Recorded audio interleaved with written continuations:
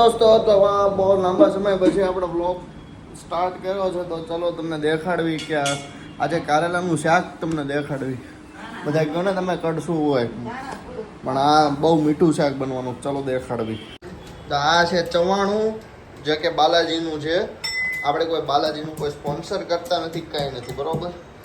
તો નાખેલું છે, તો તમે જોઈ શકો છો. આ બાજુ ધાણા છે, આ બધું ચવાણું છે ને, હજી ચવાણું ખાંડે છે. તો કઈ રીતનું બનશે તો અહીં આપણે દેખાડશું.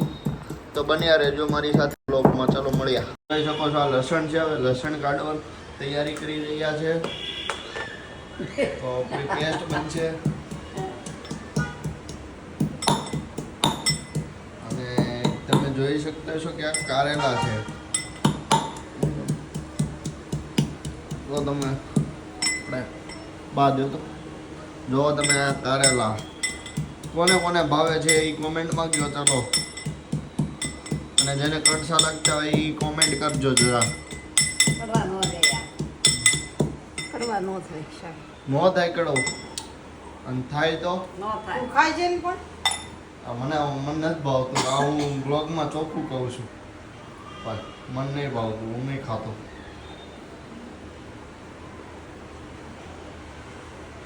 આ છે પેસ્ટ. અને હવે શું શું મસાલો બને છે તો તમે જોવો. આ હિંગ આવી ગઈ, હળદર આવી ગઈ, ધાણા જીરું,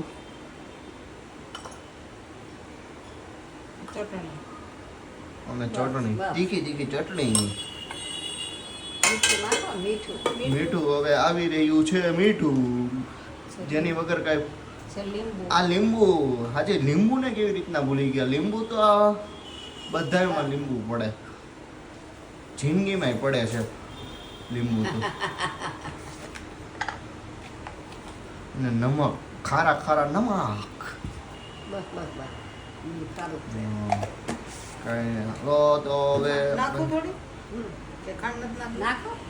તો ખાંડ પણ આવી રહી છે, કેમ કે આ લોકોને કડવાશ વધારે લાગે છે, એટલે હવે એ ખાંડ નાખશે. થોડીક જ નાખી છે જોકે. તમે જોઈ શકતા હશો કે હવે આમાં તેલ આવી રહ્યું છે. આ પૂરો મતલબ કારેલાનો મસાલો બન્યો છે. તો તમારા ઘરે કેવું શાક બને છે એ જરા કોમેન્ટ કરીને જણાવજો, બરોબર. તો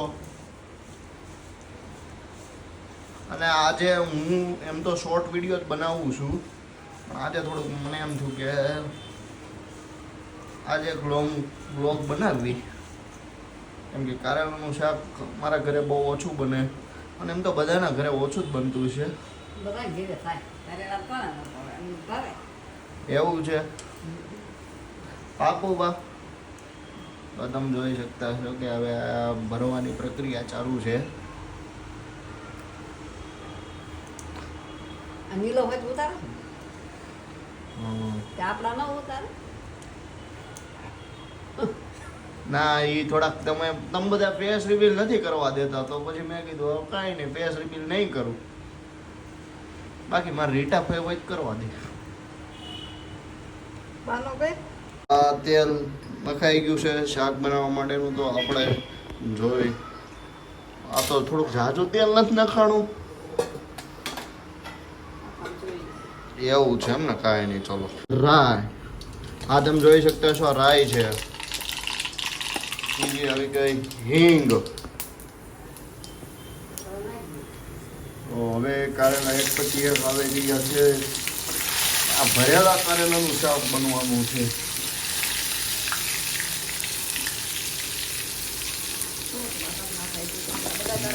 જોઈ શકતા હશો કે આ બની રહ્યું છે, અને પૂરું બની રહે એટલે તમને બતાવવામાં આવશે. તો બ્લોગમાં તમે બના રહેજો આગળ.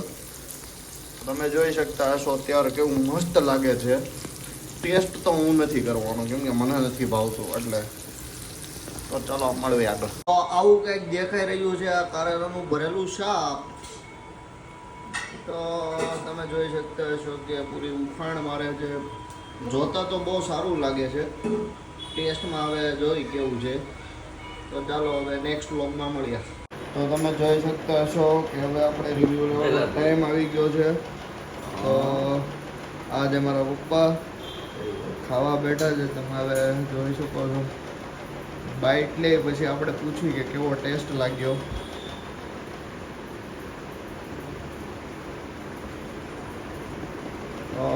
કેવો ટેસ્ટ લાગ્યો? અરે યાર પણ તમે હિન્દી ઉપર બોલો, આપણે ગુજરાતી ચેનલ છે, તમને તારે વાંધો ને. સારો ટેસ્ટ. હા તમે જોઈ શકતા હશો કે ભરેલા કારેલાનું શાક છે. તો તમે લોકો પણ આ ઘરે ટ્રાય કરી શકો છો. ચાલો મળવી આવો. તો તમે જોઈ શકતા હશો કે મારા બા છે એ ભરેલા કારેલાનું શાક અને બાજરાનો રોટલો છે કે દેશી ખાણું છે આખું એ ખાય છે. તો આપણે એને પૂછવી તમને ટેસ્ટ કેવો લાગ્યો બા? સરસ.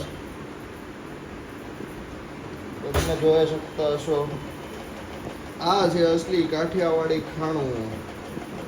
આપણે મળવી ચાલો. તો અહીંયા જ મારો બ્લોગનો હું એન્ડિંગ કરું છું. અને મારા આ ચેનલને સબસ્ક્રાઈબ કરી લેજો, લાઈક કરી લેજો, શેર કરી દેજો, કોમેન્ટ કરી દેજો. તો ચાલો હવે નેક્સ્ટ બ્લોગમાં મળીએ.